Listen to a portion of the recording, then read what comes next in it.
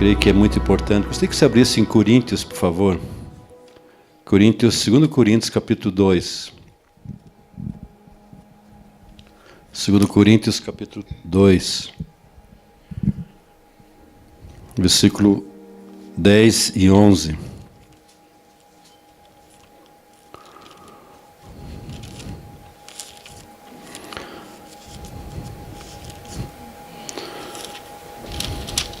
Amém. Pai, nós queremos abrir Tua palavra, receber Tua palavra, Pai. Que ela seja rema, que seja viva em nós, que ela edifique, que ela transforme nossas vidas, Pai. Que ela traz conceitos, entendimento em nossas vidas, Pai. Porque sem entendimento, sem revelação, nós perecemos. Por isso, vivifica em nós a Tua palavra, Pai. A Tua palavra é viva e eficaz, que ela possa penetrar em nós e ser guardada em nós, Pai. Pedimos isso em nome de Jesus. Amém. Amém. Quando chegar em 2 Coríntios 2, 10 e 11. Deixa eu ler aqui. A quem perdoais alguma coisa, também eu perdoo. Porque de fato, o que tenho perdoado, se alguma coisa tenho perdoado, por causa de vós o fiz, na presença de Cristo. Versículo 11. Para que Satanás não alcance vantagem sobre nós, pois não lhe ignoramos os desígnios. Uma das mensagens que eu tenho pregado muito e sempre continuo pregando constantemente, cada ano, é sobre perdão. Eu creio que o perdão é algo muito importante em nossas vidas, porque se nós não perdoamos, também Deus não nos perdoa. Quanto sabe disso? Todos nós sabemos. E uma das coisas que nós vemos, o apóstolo Paulo fala aqui, para que Satanás não alcance vantagem sobre nós. A falta de perdoar é o desígnio de Satanás. Diga comigo, a falta de perdoar é o desejo, o desígnio de Satanás. Por quê? Porque ele usa isto para nos enganar. Ele usa a falta de perdoar para tirar vantagem. Então, quando você não perdoa, Satanás começa a tirar vantagem. Diz aqui, para que Satanás não alcance vantagem.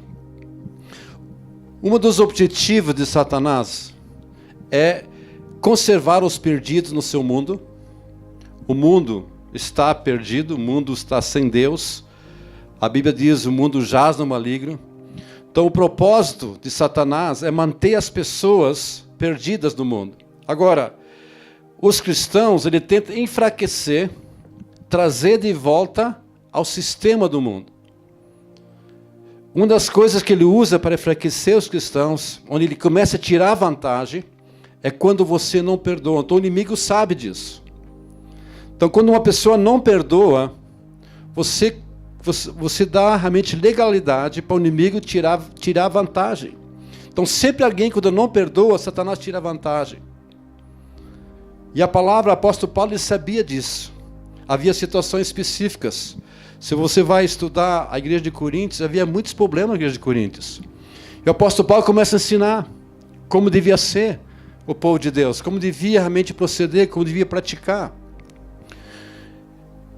A definição do mundo, amados, fala de um sistema contrário ao reino de Deus. Então, quando fala do mundo, do sistema, fala de um sistema contrário. Quando você tem percebido que você vive, em conflito com o sistema contrário?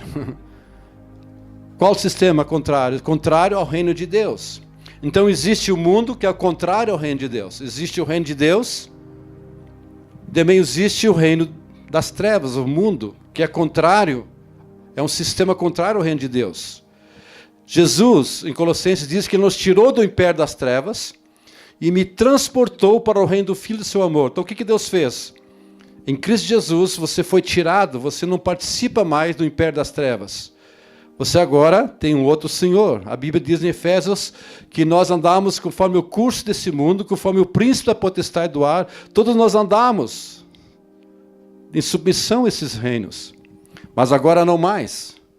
Ele me tirou do império das trevas. Em 1 João 2,15. Se você puder colocar lá, por favor, não precisa nem abrir. 1 João 2,15. 17. O que diz aqui? Não ameis o mundo, nem as coisas que há no mundo. Se alguém amar o mundo, o amor do Pai não está nele. Porque tudo que é no mundo, o desejo da carne, o desejo dos olhos, a soberba da vida, não procede do Pai, mas procede do mundo. Ora, o mundo passa, bem como a sua concupiscência. Aquele, porém, que faz a vontade de Deus, esse permanece eternamente. Então, essa palavra mundo aqui fala não do mundo natural. O mundo natural é lindo, é belo, não é verdade? Mas fala um sistema do mundo. Fala, não devemos amar o sistema do mundo. Agora volte comigo em 2 Coríntios 11, por favor. 2 Coríntios capítulo 11. Versículo 3. O apóstolo Paulo fala algo muito interessante aqui. Ele diz, mas receio que assim como a serpente enganou a Eva com a sua astúcia, assim também sejam corrompidas as vossas mentes e vocês se apartem da simplicidade e purezas de vida a Cristo. O que vemos aqui é que o apóstolo Paulo tinha receio. Ele se lembrou, olha, assim como a serpente enganou a Eva com a sua astúcia, eu receio que a serpente, que vocês também sejam enganados. Agora, nós sabemos a história de Adão e Eva, como a serpente enganou a Eva. Quanto sabe a história? Nós vamos abrir lá em Gênesis, começo está lá. Então, uma das mentiras de Satanás, amados, é que ele fala o seguinte, que a vida é complicada. Quantos já tiveram aquele sentimento, a vida é complicada? Essa palavra aqui fala para que vos aparte da simplicidade e pureza da vida a Cristo. A vida, ela é simples. Diga, a vida é simples. A gente complica. Quantos sabem que a gente complica a coisa? Como que Satanás enganou Eva? Qual era o problema, amados? Tem algumas coisas básicas ali.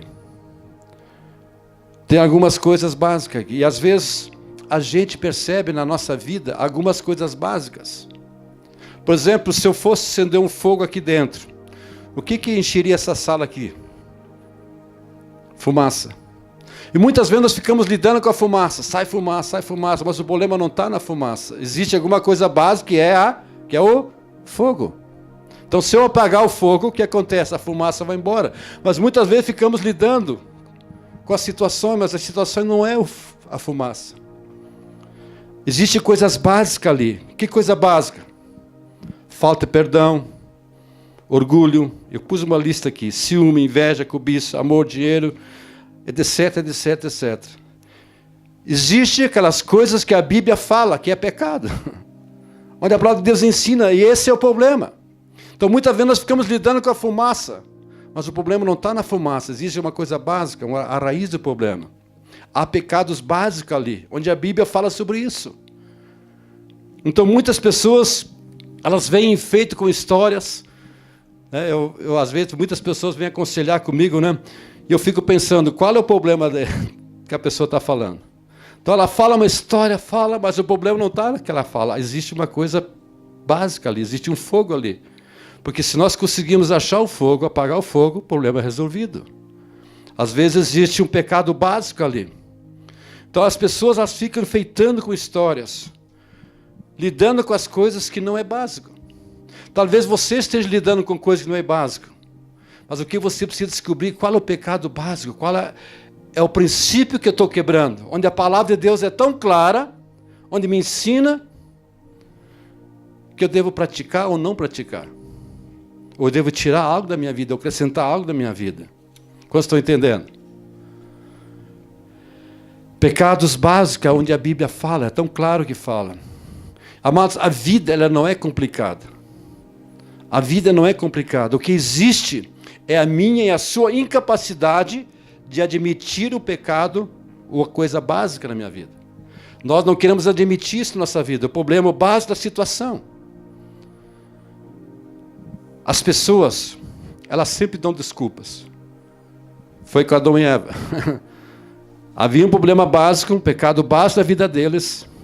Mas o que eles começaram a falar? Começaram a dar desculpa. As pessoas não admitem seus problemas. Elas transferem os seus problemas para outras pessoas, assim como Adão e Eva fez. Adão transferiu o problema básico para Eva. A Eva, Satanás, foi transferindo. Isto, aquela pessoa, aquela pessoa. Mas qual é o problema de Adão e Eva? Desobediência da palavra de Deus. Agora, quando é admitido o problema, isso é o problema básico, fica exposto o pecado básico, então é tratado, pode ser curado, pode ser transformado. Mas a gente não quer encarar isso muitas vezes. Então, onde está o campo de batalha, amados? Existe um campo de batalha. Esse campo de batalha está no meu coração, no seu coração. Porque é ali que está o sistema de valores na minha vida. E eu vi uma frase hoje à noite aqui que enganou o coração. Né? Guarda o coração, porque dele procede as fontes de vida. E é verdade. E uma pergunta que nós precisamos fazer: o que é importante para mim? O que de fato é importante para mim? Como que eu sei que estou bem? Quando tenho dinheiro, pastor, aí estou bem. Mas nos teus padrões de valores, como que você sabe que você está bem ou não? Você já pensou sobre isso? Sabe que estou bem se eu tenho comunhão com Deus? Estou bem quando há paz com Deus, quando tenho paz com as pessoas, quando posso olhar com as pessoas a paz, posso olhar no olho das pessoas. Eu estou bem com meus irmãos, quando Deus move em mim, quando eu ando com Deus, quando Deus está me transformando, Deus está agindo em minha vida. Eu estou bem. Sabe que eu posso sentir isso na minha vida? Eu estou bem quando eu admito o pecado básico, onde a palavra de Deus me limpa, transforma minha vida. Pode dizer, agora estou bem. Eu quero mostrar 4 pontos nessa noite em como o inimigo usa o engano para destruir a nossa vida. Se você puder anotar algumas coisas, é muito importante. Amém? 4 coisas básicas. 4 campos onde o inimigo usa o engano para destruir a nossa vida, a sua vida. Aqui no versículo 3 que nós lemos, tem a palavra corrompido. Sejam corrompidas as vossas mentes. Corrupção. Hoje a gente vê muito essa palavra, né? Basta ligar a TV, você está lá ouvindo corrupção em tudo que é lado, né? Meu Deus. Corrupção. O que é isso? É ser desorientado, é pegar o caminho errado através das suas intuições. Deixa eu repetir. É ser desorientado, é pegar um caminho errado através das suas intuições.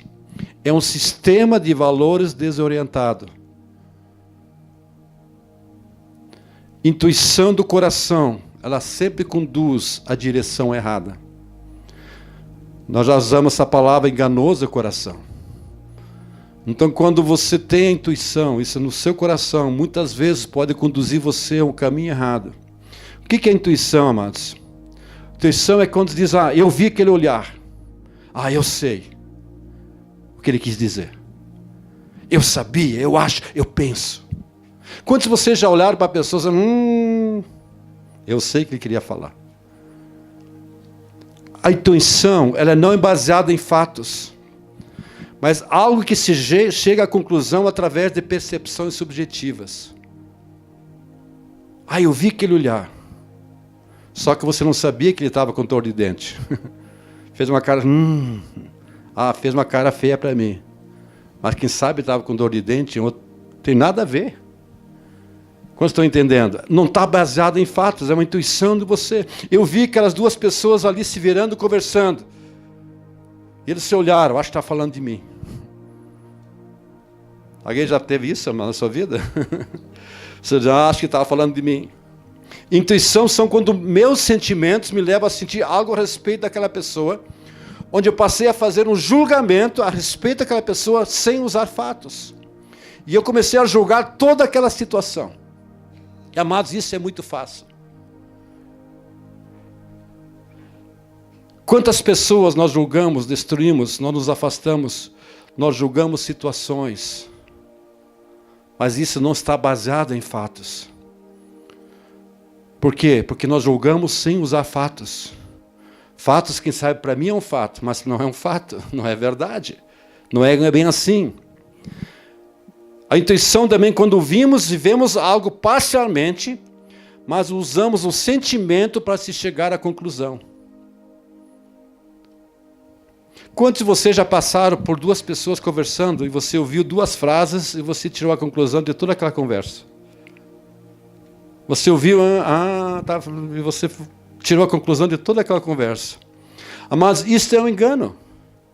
A Bíblia diz que quem decide sobre um fato sem ouvir toda a ocorrência é tolice. Então, se você não ouve todo o fato, isso é tolice.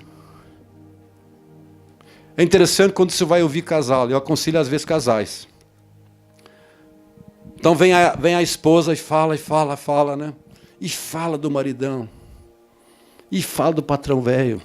E fala, se você vai ficar lá pensando, meu Deus, eu vou pegar esse cara, mas que homem ruim esse. Que maridão ruim. Aí você vai ouvir o maridão. E ele também fala. Puxa, não é bem assim a coisa. Então, se você ouvir só um lado, você vai chegar à conclusão. Eu me lembro, no começo do meu ministério, chegou um irmão para mim, né? Disse, pastor, nós precisamos ir na casa da mãe, de uma menina da igreja, né? Se apartaram, né? Está numa situação difícil. Vamos lá, vamos. Eles tinham um açougue, mas hoje não tem mais açougue, mas naquele tempo, né? Faz anos atrás, 20 e poucos anos, quase 30 anos, era açougue, né? Não tinha no supermercado. E eles tinham um açougue. Eu cheguei lá, nossa, põe uma mulher deprimida, mas ruim. E ela começou a falar braba. E falou do marido, e falou. Não sei o quê. Eu levantava cedo, ele não queria nada. Ele não se interessava. E falava, amado, e falou. E eu cheguei, né, na conversa, eu fiz uma pergunta para ela. Ela falou tanto dele, que ele fez, e eu fiz uma pergunta. E a senhora se lembra que a senhora fez uma coisa para ele? Que a senhora se lembra? Mas para quê, amado? Ela olhou para mim assim, o quê? O que você está pensando? Mas assim, braba.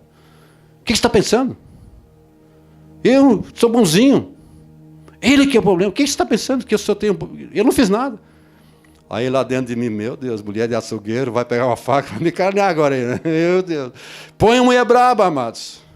Aí lá dentro, assim, agora sim, até eu, ó. Deu vontade de sair de lá. Quantos estão entendendo? E ela falava, aquele marido, amados. Mas eu pensei em entender, puxa vida, né? É melhor morar no eirado que a mulher iracunda e rixosa. Me lembrei daquele versículo. Tem um versículo no Provérbio que fala isso. Às vezes o homem também, né? Porque às vezes é difícil. Meu Deus, como é que pode conviver com uma pessoa dessa? Mas ela só culpava ele. E aí depois eu comecei a entender por que ele não queria nada com nada, que ele não tinha ânimo para nada. Né? Então imagina uma mulher dessa com uma faca cortando carne. Meu Deus. Amados, o inimigo quer que você viva pelas suas intuições, para te guiar a caminho errado, para enganar você. Onde você passa a viver esse engano. Quantas pessoas vivem no engano, amados? Por isso que o apóstolo Paulo está falando aqui. Eu temo que assim como a serpente enganou Eva, vocês também sejam enganados, sejam corrompidos.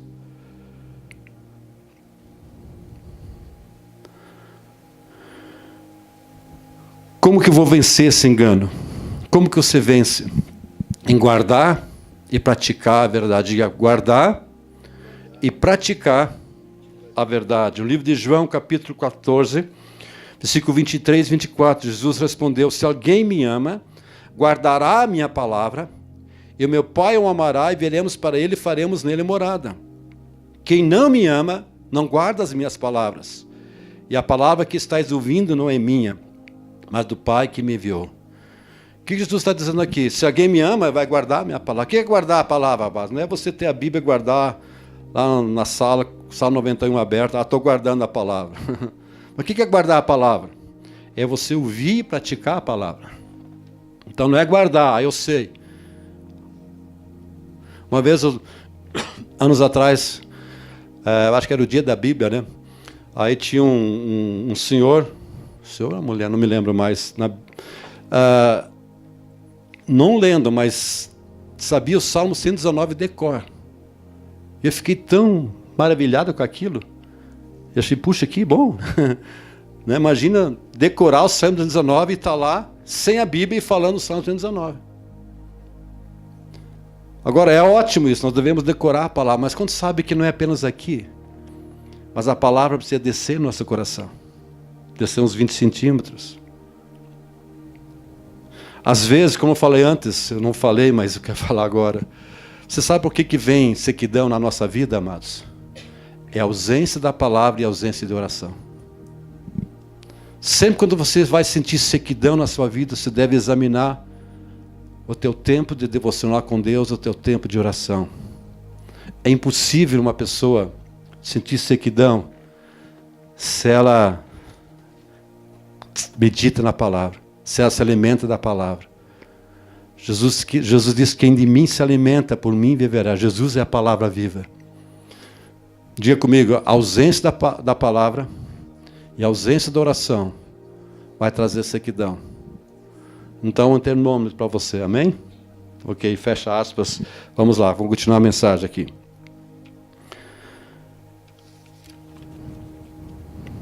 Então, quando você começa a decidir coisas por seu sentimento, você está indo para o engano. O sentimento sempre vai dizer, eu sinto isso, ou eu não sinto isso. O sentimento muitas vezes acompanha as situações e circunstâncias. Se as coisas estão boas, eu estou bem. Se não estão boas, eu estou ruim. Mas o que a palavra de Deus diz? O que a palavra de Deus diz? Aí que está a questão. A palavra de Deus diz, eu sinto não perdoar? Não, a palavra de Deus não diz isso. Quando sabe que ninguém te pediu para sentir, a ordem é você perdoar. Amém? Então não está dizendo, eu não sinto. Porque você não vai sentir. Muitas vezes, o cristão, agora eu sinto, agora não. Você pode até ter esse sentimento, mas a palavra diz, olha, não é você o sentir. A ordem é perdoar. A ordem é aquilo que a palavra de Deus diz para você fazer, eu vou fazer. Então muitas pessoas, elas entram por sentir, isso, coisas, situações, eu sinto isso. Mas elas não vivem para a palavra de Deus. Né? Se você vai abrir a palavra de Deus, começa a ler, olha só. A palavra de Deus começa a confrontar você, ela ensina, e a gente não gosta disso. O livro de Timóteo diz, toda a escritura é útil para o ensino, para a correção, para a disciplina. Ela produz algo em nossa vida, ela corrige, ela educa. E nós não gostamos às vezes disso. Mas a palavra nos ensina o que fazer. Então eu não ando por sentimento, eu ando, Deus, a tua palavra me ensina a fazer isso. A tua palavra me mostra isso, Senhor. E muitas pessoas, elas não gostam da palavra. Porque ela confronta a nossa vida. Ela muda nosso coração, ela ensina como devemos andar no reino de Deus. Como é diferente o sistema do mundo e o sistema de Deus. Amém? O segundo ponto que o inimigo usa para nos enganar é algo ilusório. Diga, algo ilusório. A ênfase aqui está nas reações da pessoa quando percebe que é errado, tenta culpar outras pessoas. Quantos já viram pessoas assim? Sempre quando eu penso sobre isso, me lembro de uma pessoa. Não vou dizer uma pessoa, só para vocês entenderem. A pessoa é ligeira, amados. Né? Ela sabe que está errado, sabe, mas ela culpa outra pessoa. A sua mente torna-se hábil em racionalizar suas ações. Eu fiz isso porque papá, mas eu não. Foi outra pessoa. Eu não tenho culpa nenhuma. Foi por causa disso. A pessoa que está no engano sempre culpa outra pessoa por seus problemas. Deixa eu repetir essa frase, amados. A pessoa que está no engano, ela sempre vai culpar uma outra pessoa dos seus problemas. Se você pergunta para a pessoa, por que você está assim hoje? Sabe, foi ele, por causa disso, foi meu marido, e fala, amados, e rodeia. Foi o líder, foi meu pastor, foi meu patrão. Então tem pessoas que têm facilidade de nunca estar errado, sempre certo. Você conhece pessoas assim, amados? Quem sabe é eu, você, não sei, talvez seja você. Mas com certeza você deve conhecer pessoas assim, elas nunca estão erradas. Elas nunca admitem. Então se você pergunta o que foi, o que aconteceu? Ah, foi porque ela disse, porque ele disse o quê? Agora, amados, eu aprendi uma frase que me ajuda muito. Eu nunca me esqueci. Uma vez um pastor, foi anos atrás, ele pregou isso. Uma frase não esqueci. Deus não está tão interessado no que acontece com você. Lógico, Ele se importa, né? Mas Deus se importa muito mais com a sua atitude. A sua ação, as suas palavras. O que você vai, diante disso que você está passando, qual vai ser a minha atitude e a sua atitude? Diante da situação que você está passando, o que sai da tua boca? Porque coisas sempre vão vir, situações sempre vão vir. Quanto sabe que é verdade? Você enfrenta constantemente. Mas Deus está olhando como vai ser a atitude. Meu filho é um filho maduro. E a imaturidade, amados, uau! O apóstolo Paulo diz lá em Coríntios, porque ainda sois carnais, e fala numa lista, porque havendo de vós ciúmes, contenda, não sois carnais, andais segundo o homem. Então uma criança, a imaturidade gera atitudes erradas. E, amados, às vezes a gente vê cada atitude. Por quê? Porque somos imaturos ainda. Somos imaturos ainda. Então tem pessoas, elas têm dificuldade ou facilidade de estar nunca errado, sempre está certo. Tem dificuldade de dizer, não, eu sei o problema básico, eu sei a raiz do problema. Quando sabe que há situações que um abismo chama outro abismo, uma coisa chama outro abismo. Então se você, por exemplo, vai estudar, não sei se vai dar tempo, fiz uma lista, talvez no fim eu fale um pouquinho sobre isso. Coisas básicas, por exemplo, qual a raiz do orgulho? Qual a raiz de certas coisas? Existe um problema básico ali. O problema do orgulho, existe uma coisa, é orgulho. Mas de onde origina disso? Existe uma coisa que gera aquilo, é orgulho. Amém? Então tem pessoas, elas sempre têm uma razão por sua ação. E porque a minha ação nunca está errada. Sempre eu sou vítima do sistema. Eu não fiz nada. O mundo é assim, amados. O mundo sempre culpa outras pessoas. O engano sempre culpa os outros. Foi ele, foi ela, foi o marido, a esposa, a situação. Você pode perguntar para um ladrão que roubou, ele sempre vai dar certo. Vai dizer, não, eu fiz isso porque isso. Ele convence até a pessoa que ele fez lá. Eu roubei porque é certo mesmo. O mundo é assim, mas tem que convencer alguma coisa. Que está certo. Homossexualismo é certo. Lesbianismo é certo. Não é um problema de doença, mas não é o problema da pessoa, não. Não é a falha de caráter, não. Então sempre é um sistema errado. Agora, quem anda na vida cristã é diferente. Eu sou responsável por onde estou. Eu estou aqui porque escolhi estar. Eu alcancei e deixei de alcançar porque eu escolhi. Eu alcancei e deixei de alcançar em Deus porque deixei de escolher Deus e escolhi outras coisas. É tua escolha. Você deixou, você não alcançou porque você escolheu. Você e eu somos o resultado das nossas decisões de ontem, não é hoje. Por isso a importância de nós tomar decisões corretas, sábias.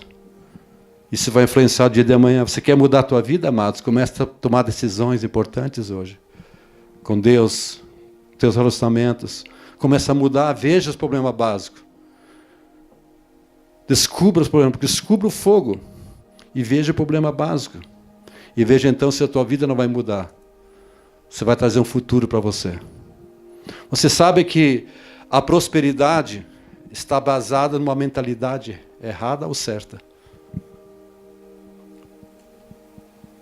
A prosperidade, às vezes, é uma mentalidade totalmente negativa que está dentro da pessoa. Por isso que a pessoa não prospera.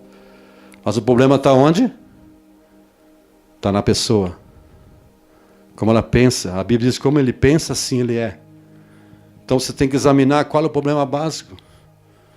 Eu consigo prosperar, parece que é um saco furado. Começa a ver o problema básico. Onde está o furo? Onde está o fogo? Não lida com a fumaça. Não começa, não sei o quê, e começa a culpar, e começa a ficar uma tristeza, mas começa a descobrir o problema básico. Apague o fogo lá, a fumaça vai embora, amém, amados? Você vai ver a fumaça ir embora, e tudo vai mudar a tua vida. Terceiro ponto, é uma outra palavra que achei aqui, a palavra trapaça. A ênfase aqui é sutileza, é ser esperto. O que fala isso? A pessoa faz a coisa errada, já tem a esperteza de fazer sem que seja percebido. Então a pessoa faz a coisa errada, ela tem aquela esperteza de fazer a coisa sem ser percebido. A pessoa se sente mais esperta que os outros. Você conhece pessoas assim, não? Eu me lembro da minha vida, quando eu era pequeno, nós morávamos numa casa, meus pais. Aí tinha a casa, no fundo tinha mais uma cozinha grande, tinha lava-roupa, tinha mais uma salinha. E lá minha mãe fazia muita bolacha, Fazia bolacha, fazia pão. Tinha um forno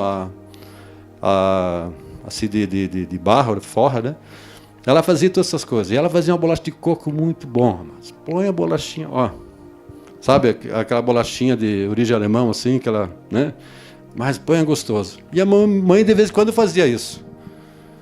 E ela pegava, chaveava naquele quartinho, Só que eu era esperto.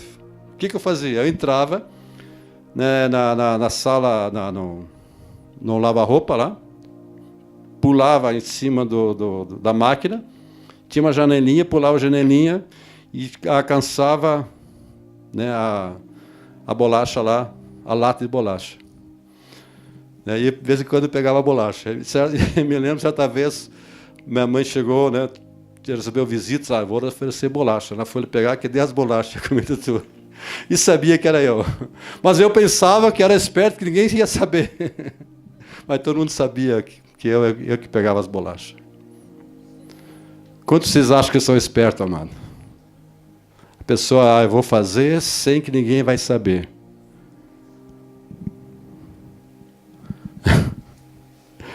Mas quanto sabe que... Amado, eu tenho pena de vendedor de carro. Tem algum vendedor de carro aqui? Não. Graças a Deus, O cara compra o carro quando vai vender, Não é todo cristão, não é assim, O mundo é assim, Mas o cara tem uma lábia, amados. Distorce, mente, inventa. O carro, uma vez não está bom. Não, ele está bom, pode, E se compra o carro, começa a aparecer os defeitos. Mas o vendedor sabia que tinha defeito.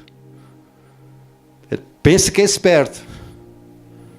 Mas quando sabe que alguém sabe? Deus sabe, o diabo sabe, você sabe. Se você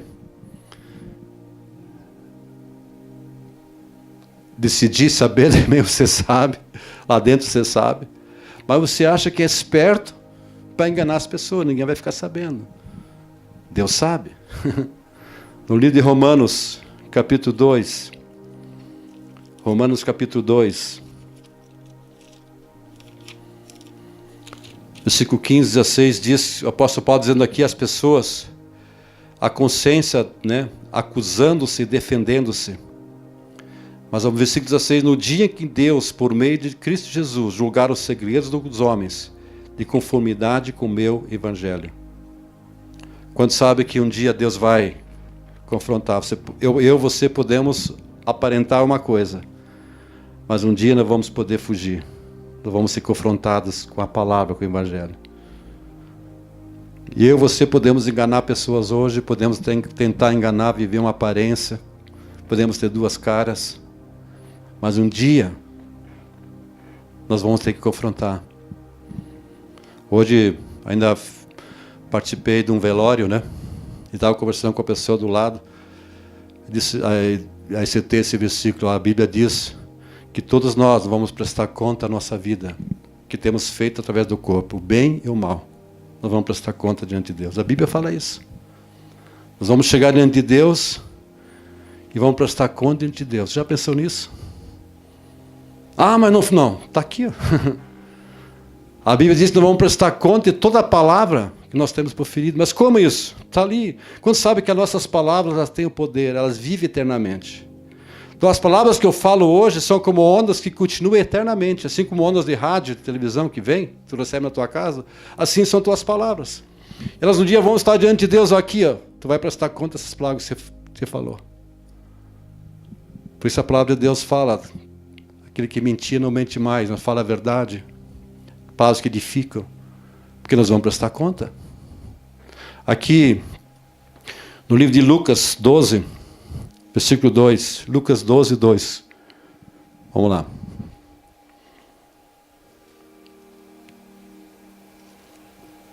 Lucas 12, versículo 2. Tá fácil? Senão eu vou achar aqui. Deixa eu achar. Tá lá? Mas nada há encoberto que não haja de ser descoberto, nem oculto que não haja de ser conhecido. Nada. Amém? Nada. Nada há encoberto que não seja velado. Há coisas básicas ali. A gente tenta cobrir, às vezes jogar embaixo do tapete. Jacó lhe fazia isso muito bem, né? Ele sempre tentava cobrir, dar o jeitinho dele. Um que engana, a palavra Jacó fala um que é esperto. Às vezes a gente pensa que é esperto, mas a gente vai prestar conta, amém, amados? O quarto ponto que Satanás usa para nos enganar, eu coloquei aqui, escrevi algo aqui, é aceitar uma lógica falsa. A mente capta um aspecto de um fato, onde a pessoa crê, pensa e age como se esse aspecto fosse toda a verdade. E se convence da veracidade de uma citação total. E começa a tirar conclusões falsas, onde incentiva a sua imaginação e se envolve emocionalmente, onde os seus sentimentos passam a controlar a razão. Como isso, pastor? Deixa eu dar um exemplo. Quem já viu uma batida de carro? Mas digamos que 5 pessoas estivessem vendo a mesma batida de carro. Aí chega assim, ó, quem viu? Eu vi 5 pessoas. Então como você viu? A pessoa fala. Os 5 vão falar a mesma coisa? Não. Os 5 não vão falar a mesma coisa. Vão falar sim. Né? Tem pessoas que dizem, pastor, eu estava andando, quando vi um barulho, eu olhei para trás e eu vi. Ele viu? Não viu nada, só viu o barulho. Então ele viu parte, viu o barulho só. E viu a coisa acontecendo. Mas outros viram a parte, viram como aconteceu. Por quê? Porque cada pessoa que vê e ouve tem um prisma e julga o que está acontecendo. Com casais é terrível, amados. Né? Você vai conversar com um casal, com um homem, com a mulher, cada um julga conforme o seu prisma. Ah, isso, estão diferentes. Quando sabe que a mulher é bem diferente que o homem, né?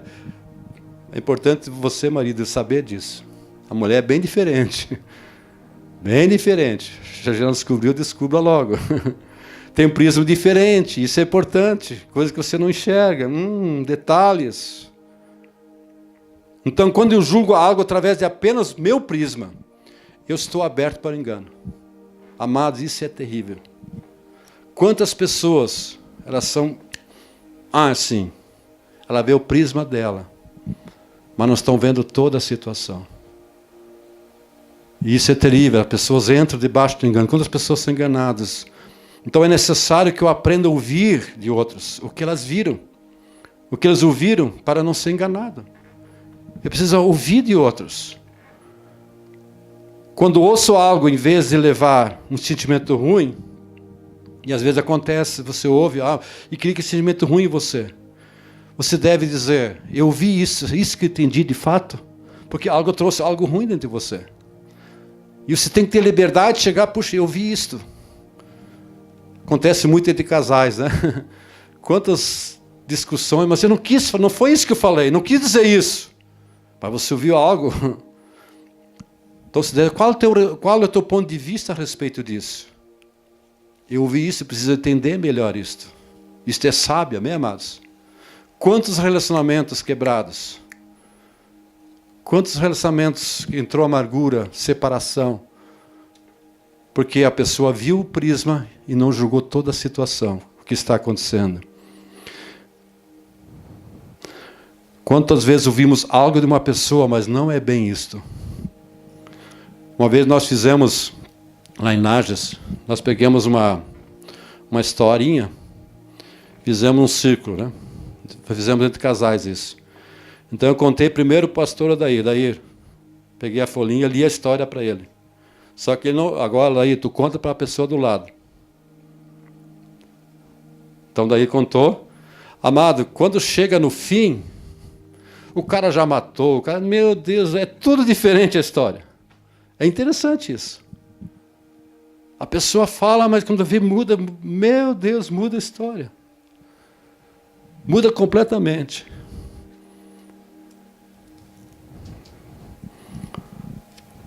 Então, quando eu começo a agir no meu prisma, eu vou entrar no engano. Diga comigo, quando eu começo a agir no meu prisma, eu vou entrar no engano. Engano em relação a seu marido, a sua esposa, as situações, seu trabalho, relacionamentos, na obra de Deus.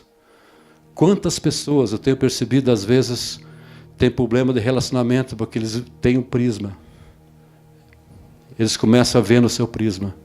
Em vez de chegar, abrir o coração. Porque ouviram parcialmente. E isto é engano, amados. Isto é engano. Você precisa decidir em cima de pressuposições, não em cima de fatos. Às vezes eu vejo, muitas vezes, acontecendo entre jovens, né? Eles se envolvem baseado nos seus sentimentos, controlam os sentimentos, controlam a razão, os fatos, e eles são enganados. E o que acontece? Lá na frente eles voltam com choro e sofrimento. Porque eles se baseiam não em fatos, se baseiam em sentimentos. E o que acontece? Volta com choro. Porque foram enganados, não basearam o seu relacionamento na base de verdade. Nossa, quantos jovens eu vejo isso acontecer. Não baseia o seu relacionamento em verdade e volta com choro, volta com lágrimas, volta destruídos e a coisa não dá certo. O que nós temos que fazer é andar na verdade, na palavra. Jesus disse, a minha palavra é verdade. Porque aí vamos saber o que é certo e o que é errado. Amém? O livro de Hebreus, estou quase encerrando, amados. Diga amém, pastor, que bom. Obrigado, pastor. Diz aqui, versículo 5 de Hebreus, o apóstolo Paulo diz, eu tenho muito coisas que dizer, difícil explicar para vocês. Mas quando vocês deviam ter crescido, ser mestres, ser maduros, atendendo ao tempo corrido, eu devo novamente falar as coisas primárias para vocês. Depois diz, ora, aquele que se alimenta de leite é inexperiente da palavra, porque é criança. Mas o alimento sólido é para os adultos, para aqueles que pela prática têm as suas faculdades exercitadas para discernir não somente o bem, mas também o mal. Amados, eu estou preparando uma mensagem sobre isso, não vou entrar hoje, mas sabe a coisa mais difícil uma pessoa quando ela não cresce. Ela não cresce na vida cristã, não desenvolve a vida cristã. É terrível, amados, é uma criança. Ela não entende as coisas de Deus, ela é agitada de um lado para o outro. Qualquer coisinha, você já viu crianças brincando? Começa a brincar, eventualmente começa a brigar com meu brinquedo, meu não sei o quê, porque é criança. É criança. Mas aquela pessoa que tem crescido, tem suas faculdades exercitadas, ela discerne o bem e o mal. Aí que está a questão. É madura, ela consegue discernir. Então nós temos que andar na palavra de Deus, saber a palavra. Senhor, a tua palavra diz isso, eu vou viver, vou praticar a tua palavra. Diz, pela prática, tem suas faculdades exercitadas.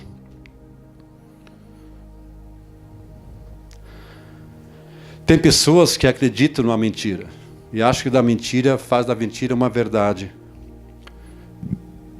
que isso tem a ver? A Bíblia diz que Satanás é o pai da mentira. Ele é enganador, ele quer levar você ao engano, para que você vive debaixo do engano. Foi assim com Adão e Eva. Como é que ele fez? Ele acrescenta, ele distorce, ele mente. Sua base é distorcer. Ele não quer que você viva numa base sólida. E quer que você viva debaixo do engano. Então quando você vê a palavra de Deus, olha o que devo fazer. Como eu falei antes, muitas pessoas não gostam da palavra, porque ela começa a confrontar você. Então quando você está no engano, você olha para a palavra. Puxa, a palavra ensina como devo fazer. Você olha, E o que acontece nessas horas? Muitas pessoas, em vez de dizer assim, Senhor, eu quero viver, me ajude, me dá graça, elas se afastam. Elas continuam vivendo no engano, não em verdade, que a palavra de Deus diz que deve viver. Vive numa aparência, mas tu vai olhar na palavra, não é isso. Quantas pessoas eu aconselho às vezes, elas falam uma história, mas aquela história não tem nada a ver com a palavra de Deus. Uma história vive debaixo do engano, uma mentira. Daí você abre a palavra e diz, olha, essa é a base, o problema é isso aqui, você está quebrando esse problema básico aqui. Existe um foguinho ali que você não está percebendo. Está vendo isso aqui? Se você trabalhar nisso, teu casamento vai ser melhor. Teu problema é isso. Existe uma coisa básica que você não quer quebrar em você. E tem que ser quebrado. E amados, quando já descobriram que a gente é terrível? A gente tem uma natureza. Jesus, certa vez lá em João, no começo de João, as pessoas chegaram que creram em Jesus, mas o próprio Jesus não se confiava a eles. Alguém já leu esse versículo? Diz que o próprio Jesus não confiava neles. Veja aqui, deixa eu abrir aqui. Porque ele sabia o que era a natureza humana. Veja aqui. João 2, 23 e 25. Estando ele em Jerusalém, que em Jesus, durante a festa da Páscoa, muitos vendo os sinais que ele fazia, creram no seu nome. 24. Mas o próprio Jesus não se confiava a eles, porque os conhecia todos. E não precisava de que alguém lhe desse testemunho a respeito do homem, porque ele mesmo sabia o que era a natureza humana. Imagina, eu creio. Eu amo-te. É? Qual é a tua natureza? Sabe que tu ama mesmo? Sabe que você é fiel mesmo? Há uma natureza humana, amados, às vezes é difícil quebrar. A gente tem dentro de nós. Uma frase que me ajudou muito. A gente passado de uma natureza rebelde, insubmisso, para uma natureza obediente, submisso, precisa de muitos quebrantamentos. Então não é através de um quebrantamento. Eu sei. Não. É quebrantamento. Algo tem que ser quebrado no meu coração. Existe um problema básico que eu não estou vendo.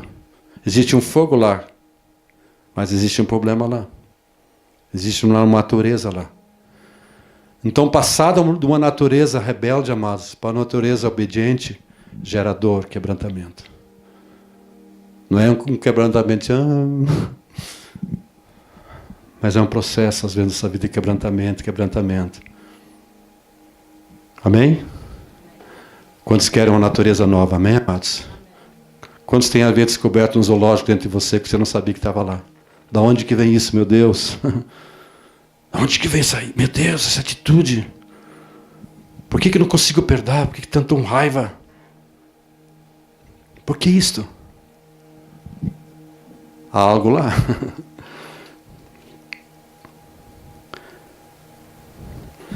Então o que nós precisamos? Nos firmar no Senhor, nos apegar nele, firmar na palavra, meditar na palavra, ler a palavra. Você não deve permitir que venha pensamentos, sentimentos diferentes do que a palavra de Deus.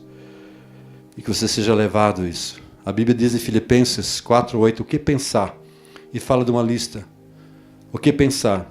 Tudo que é verdadeiro, tudo que é respeitável, tudo que é justo, tudo que é puro, tudo que edifica, tudo que é de boa fama, seja isso que ocupe a vossa mente. Então, se você tem um sentimento, pensamento, que não é isso, que não é verdadeiro, não é justo, não é puro, não edifica. Opa, não vou aceitar. Isso não condiz com a palavra de Deus. A palavra de Deus fala sobre isso. Então, se você vai abrir a palavra de Deus, você vai perceber, a palavra de Deus tem que fazer isso, então eu vou fazer isso. Amém? Amém, amados?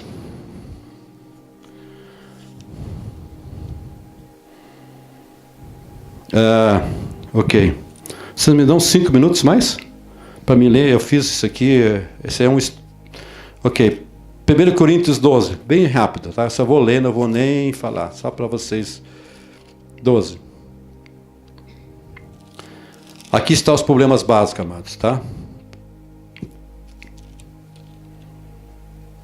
Não, 2 Coríntios, desculpa. 2 Coríntios 12, versículo 20. Diz o versículo 19, o apóstolo Paulo diz: há muito pensais que nós estamos desculpando convosco. Falamos em Cristo perante Deus e tudo, amados, para a vossa edificação.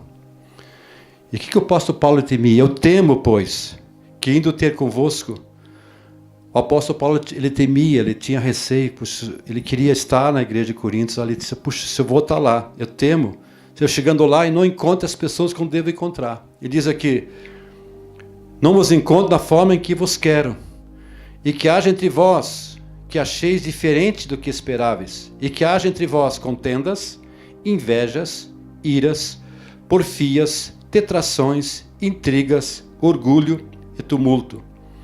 Eu receio que indo outra vez o meu Deus me humilhe no meio de vós.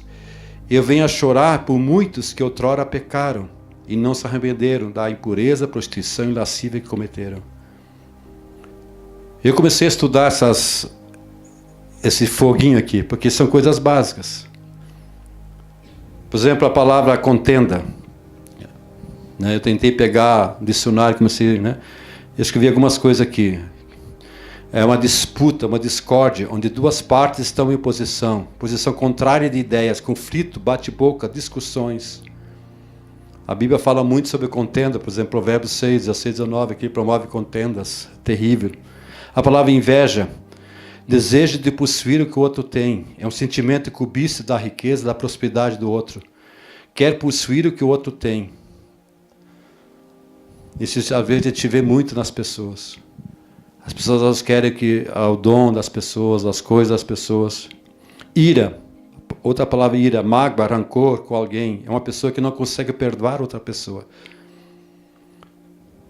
A ira, amados, é um sintoma, a raiz às vezes do problema, algo que você tem que abrir mão. Então, se você sente que você se irrita, você tem que perceber, por que me irrita isso? Sabe que eu preciso entregar algo, um direito meu que tem que entregar? É um direito. É legal, mas eu preciso abrir mão. Eu me lembro quando eu trabalhava no banco estadual, era muito político. Eu entrei, e fui promovido lá dentro, mas de repente chegou um chefe meu e disse, quer que tu ensine essa pessoa aí? Ensinei. De repente ele era meu chefe. Mas essa pessoa, ela vinha, perguntava as coisas para mim, eu não sabia, eu sabia muito mais que ele. Mas eu me irritava com aquilo. Aí que tive que aprender. Eu abro mão. Eu abro mão. Se eu obrigado que está aqui, não importa. Meu orgulho dizia, não, eu tenho que... Entende? Havia um problema básico que tem que ser quebrado na minha vida. Desculpa o problema básico. Você se irrita facilmente? Você briga, você discute, você tem amargura facilmente? Veja qual é o problema básico que está lá. Você está lá todo chateado, bravo. E eu me sentia assim, mas chegava em casa e ficava bravo, falava à minha esposa, não aguento que ele trabalhe mais. Aquele cara não sabe, eu tenho que ensinar o cara. E ele ficava bravo, ficava com um jeito assim. Olha o teu jeito, pai. Ela falava, Hugo, cuidado. Olha o teu jeito. Tinha menina só. Olha, eu acho que até via meu jeito lá. E eu ficava chateado com aquilo. Eu tive que abrir mão. Obrigado, pai. Eu vou ensinar ele com amor. Que bom que está lá. Eu tive que aprender a mudar meus conceitos, mudar meu coração. O problema estava onde? Eu dizia, se bancar, as políticas, eu tive que ser mais. Ela estava dentro de mim o problema. Deus estava querendo tratar dentro de mim. Não estou entendendo, amados. Alguém está passando por coisas parecidas? Porfia é a teimosia, desavença, rixas, pelejar por uma ambição egoísta, desejo pelo poder, uma pessoa que arranja confusão, problemas. Uxa, a vida aí vai para frente. Ofensa, agressão de uma maneira inesperada entre pessoas. Isso acontece muito. São problemas básicos. Qual é o problema básico? Porfia. Trata com aquilo. Detrações. É desvalorizar, menosprezar alguém. Difamação, julgar alguém de forma precipitada. Intrigas. Ação que prejudica alguém, que causa conflito. Maquina, trama em segredo. Conversa mentirosa, fofoca, boato. Traz adversidade, mau clima. A palavra intriga. Então você percebe isso, descobre o fogo. Paulo está falando intriga. Esse é o problema, o fogo. Tumultos. Fala de desordem, inquietação, confusão, alvoroço, perturbação, contrário à paz, contrário à calma. Orgulho. É um sentimento de satisfação pela capacidade ou a realização da pessoa. Arrogância. O orgulho faz com que a pessoa esqueça que existe o próximo. Uau! Geralmente é isso. Ele se julga superior, melhor que os outros. O orgulho faz com que a pessoa não reconheça seus erros. O orgulho é um gerador de conflitos. Ok, tem muitas mais coisas aqui. Quando a amargura falta, quando a amargura, falta de perdão, começa a agir, começa a vir espírito e contenda. Aí, sempre.